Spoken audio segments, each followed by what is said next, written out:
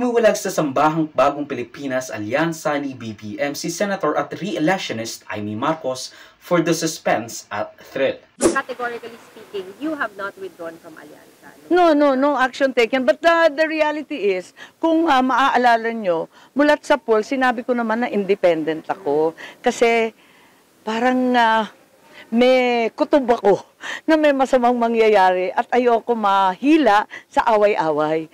Ang gusto ko, eto yung type ko yung trabaho lang ng trabaho ko, operatiba, agrikultura, ayan, yung mga social pension ng matatanda, yan ang type kong gawin. Hindi ko gusto itong bangayan ng bangayan, bardagulan ng bardagulan. Sa totoo lang, kaya sinabi ko, mulat sa pool, independent ako ayokong kumampi, kasi kinakabahan ako na magkakaumpugan talaga yung dalawang panig. Nangyari nga po sa awa ng Diyos, sa kasamaang palad, nagdilang anghel, ayan, mabuti na lang at independent ako mula sa umpisa.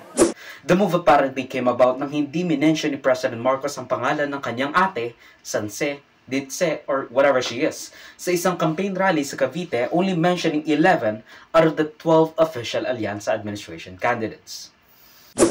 Kaya po, magkaisa po tayo. Magkaisa po tayo sa ating alyansa. At huwag natin gawing alyansa lamang nitong 11 na tao, 11 na kandidato na tumatakbo bilang senador na kasama sa alyansa. Samahan niyo po kami.